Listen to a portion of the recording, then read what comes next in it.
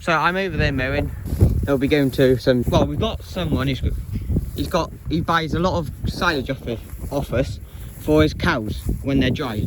So that'll probably go to him. It's not bad stuff. It's not like the stuff we were doing last time, but yeah. Anyway, I'm next to this winter barley and it's changing. Look at it. What day is it today? It's 29th of June, I think. I know it's a lot later. Well, this year's been a lot later coming ripening. So it was the first field that we drilled because, well, there's a bit of a story to it. I'll tell you the story. So it was our first day out drilling, and we only had one bag of winter barley, and that variety was Orwell because the rest of the winter barley hadn't come. But we had all the wheat, so we were hoping to drill just this field and then just move on to wheat straight away, because this field was bone dry. It was dusty. The conditions were spot on. As you can see, there's no compaction, which is always nice to see. It's nice to see an even field of cereals. But yeah, so this was the first field. When was it drilled? Middle of September. Yeah, it was around the middle of September we drilled this, but it's shifting the gears, because as you can see, it's golden all over. It's a lovely sight. And if you just look here, the straw's turning lovely and golden as well. So we think around 2 weeks time. Yeah, 2 weeks. Hopefully we'll get the combine in here. We'll be motoring away then, hopefully. But yeah, well, we figured, we've been working out that we've got enough barley left for the cows in the grain shed. We've got enough for around a week to 10 days. So it's going to be touch and go, but I think we won't be far off when we're combining this. So this field will be combined on its own because nothing else is ready, as I said, because we just moved on to wheat straight after this field. So it's around another week to 2 weeks, I'd say, before we'll be proper into the winter barley. But yeah, so I think around 2 weeks time we should be combining it, which means that hopefully we won't need to buy any cereals in, which would be a bonus, because we don't really want to be buying just a bit. Well, what we're thinking of doing, if we don't have enough, is just asking where we get our blend from, just to add barley into the mix, so which covers over this then. But I don't think we'll be far off, to be fair. But we will spray it off, I think, because as you can see, the tram lines are still green compared to the rest of the field. So we'll probably spray it off, and just to spray all the weeds off. It's going to be a lovely field to combine. I know it's pity it's quite a small field for the combine, but at least it's ready. It's a nice field. There's a lovely crop we're gonna have. We're gonna have some grain this year. Well, this year's the most cereals we've grown in, I think, forever, to be fair, because each year we've been increasing the amount of cereals we're putting into the ground. But yeah, I think the grain store's going to be full, because we've got some good crops around as well, and we've got a lot of straw. So as I said, that variety of winter barley was Orwell. I don't know what the other variety of the rest of the winter barley was, but I think we're going to go back to Orwell again, because that's definitely the best field of winter barley. Well, that's the best field altogether of winter barley that we've got. So I know the conditions were really good, because it was drilled pretty early, whereas the rest were drilled pretty later in September, October and November, and as you all probably know, the weather was not ideal then. So we'll probably go back to Orwell because of the crop that's there. It's lovely to see. So this is very old grass, but it's those flies in the grass. I don't know what they're called, but it's not the same. It's not the normal flies that you get. It's those flies that bite whenever they get a chance. Whereas the normal flies, they just usually fly around, but these ones, they bite the hell out of you. So I don't know what they're called, but yeah, nasty things. Because usually when we go out of field, we just fold the sides up on the front mower, and as soon as they get a chance, they hop in here. Crazy. But I haven't been bitten yet, and hopefully I won't be, touch wood. But yeah, it's a nice crop around because again this is first cut stuff again. I thought I'd add as well. On the weekend, on the week or last week, me and my dad went on a combine training course.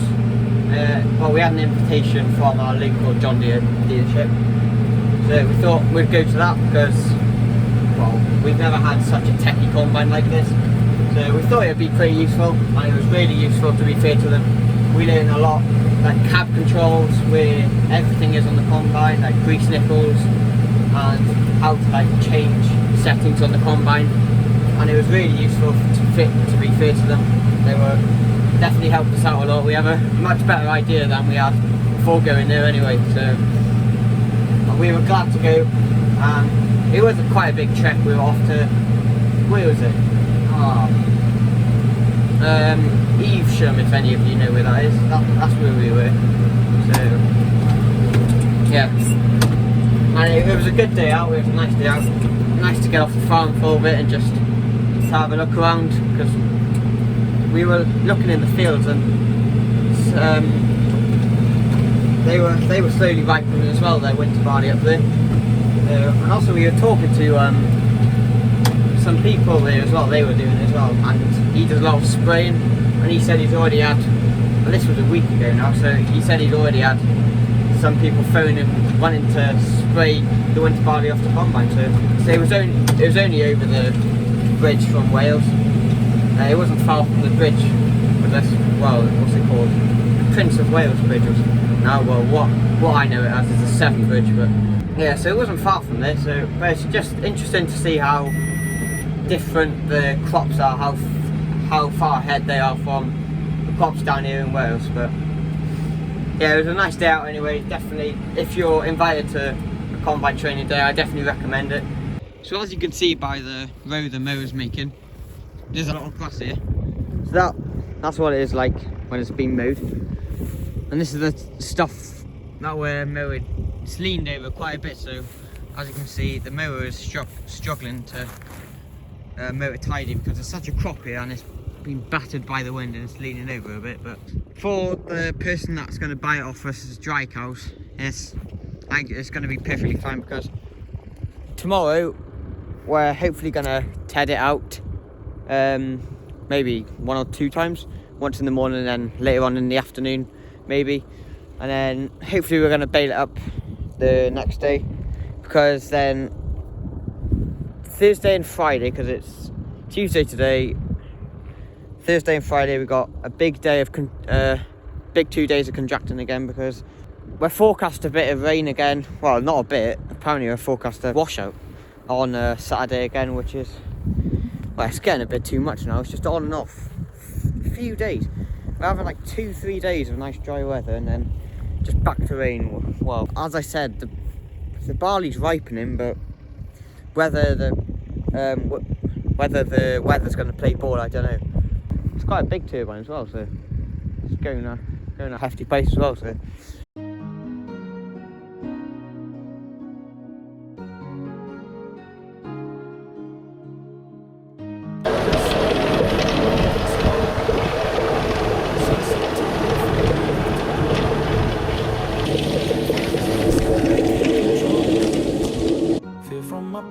Cause it always shows. Do I wanna try? Can I let it go? Running from the past, wanting to be sure. Chaos in my mind, constant deja vu. But every time it comes back to you. Whoa, I'm still falling. Whoa, but it tastes bittersweet. Whoa, I keep on falling.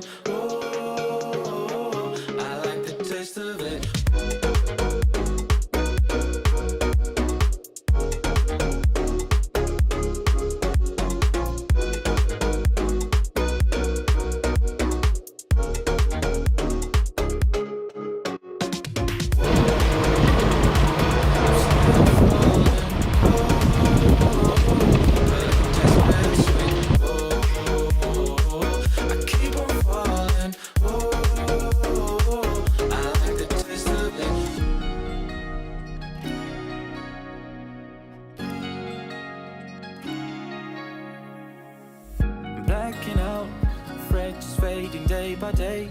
I'm reaching out for someone who can take away the pain I feel, the things I haven't done at all. I've lost my way, but how it felt I can't recall. Do I wanna try? Can I let it go? Running from the past, wanting to be sure.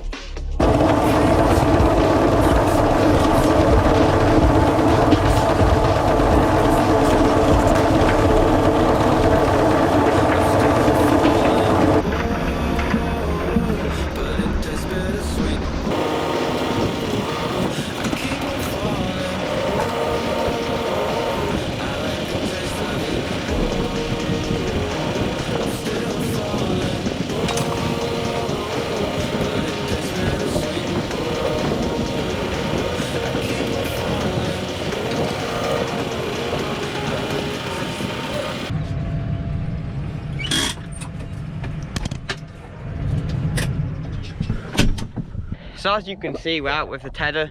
So it was yesterday when we mowed it, and well, we thought we would have had some sort of sun, but nothing at all.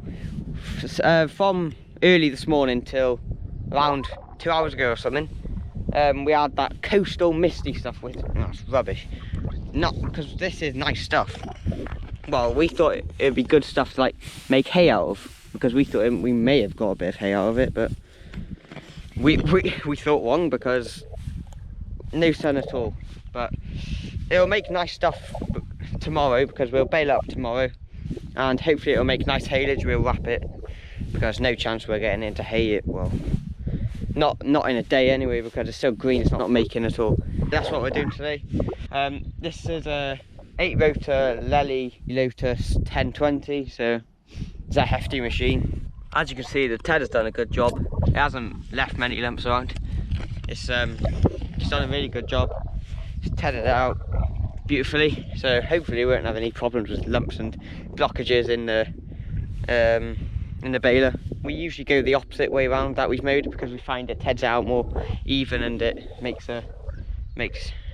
better rows when the rake comes to row it up, and then we don't get any blockages. So if you're having problems with lumps, I'd say try going the opposite way around, because it seems to work for us anyway. So just thought if maybe you get a lot of lumps, or just, well, people think that tedding's quite an easy job, but really you have to get your revs right and your speed right, because if you're going flat out in a good crop, you're not really tedding much. Well, your tedder's just going to block up, and well, you'll leave half the field just going to be lumps. Yeah, so that's just a thought. If you're getting lumps, just go the opposite way around than you mowed it, then might be better. Well, that's what we found anyway. Starting from today, we've got a busy 2 days now before the rain on Saturday, which is not ideal again. As I said before, the weather's rubbish. This year's been awful. The weather's been awful. It's been on and off all the time. Anyway, I've got to keep going because I've got a busy day ahead of me. So I'll catch you in a bit.